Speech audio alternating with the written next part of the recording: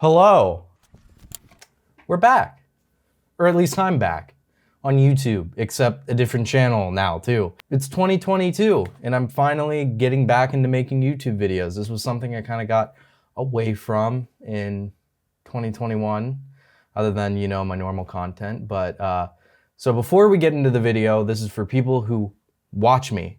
All my content is gonna stay on this channel now, everything. Just so you know, that other channel, gone. Get rid of it. Don't worry about it. So let's get into today's video, which is about two very important pieces of gear that I use literally on every single shoot I do with cars. Those two pieces of gear being a variable ND filter and a polarizer.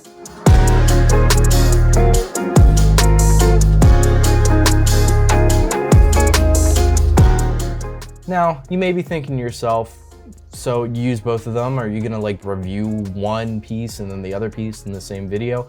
No, you read the title, you know what I'm talking about. We're talking about variable ND filters that are also a circular polarizer. So how did I find these and why do I have so many of them in my kit?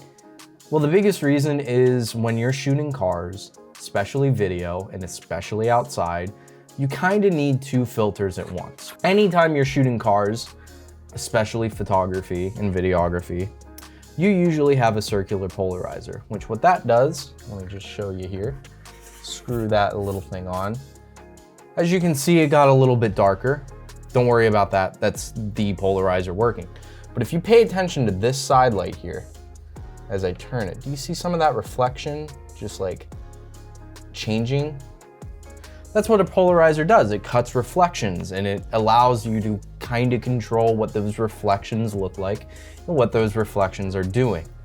Now, if I take this off, I'll show you the second piece of gear that as an automotive videographer and photographer is very important, which is an ND filter.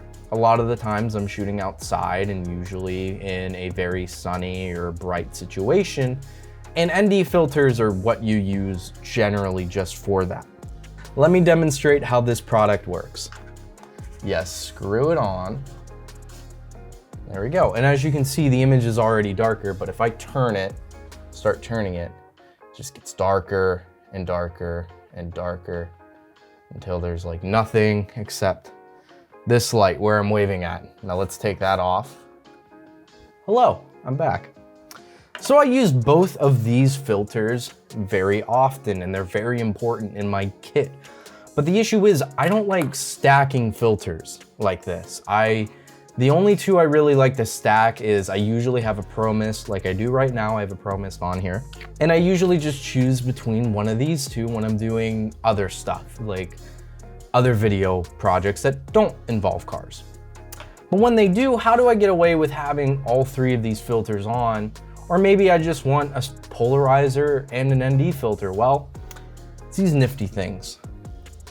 This thing is extremely dirty because this is one of my other ones. I have like 3 or 4 of these, all for different thread sizes because I've switched which lenses I use a lot. So what this is a circular polarizer and an ND filter all in one. So what these do, you saw what a polarizer does and you saw what an ND filter does. I don't have to put this back on because it does both of them at the same time. Not only do you have this circular polarizing motion like that, you also have these little nubs right here that let you control your ND. And I mean, you can see the variable ND working in camera. Ideally, in an ideal world, if I was doing a video project and I wanted more than one filter, I would work with a matte box. That's an ideal world. Circular filters, they're very good and they're very compact, especially when I'm running a gimbal, but they don't give the look that I truly want. So there are some issues with these filters. One, they're cheap. They're from Amazon, so this one's the all famous newer brand, which everybody seems to have nowadays. They have some piece of kit that just has newer on it. I probably could, one of my stands is probably a newer stand. It doesn't mean that company's bad by any means. I'm just saying compared to like a Tiffin or something else, it's not gonna be that high quality of glass. It still works and it still performs its job very well, but don't expect it to be like a godsend when it comes to both polarizing and ND filtering. Another thing is these things right here, they screw on and off. They're the little adjustable things. Let me show you the one right there. They're these things that adjust the ND. They screw off on all of these I have found. One of them I did lose one of them on. Came off and I don't know where it's at anymore. But that's another downside of these filters, is the fact that like they're a little bit complex for the price, and you can see that when you use it. Now, I do use these filters all the time. I'll show you some examples of videos I've done it on. I've done it for the Dubs at the Gap and Dubs at the Lake videos. I've done it for Zach's Cruise video. I've done it for all my PCS stuff.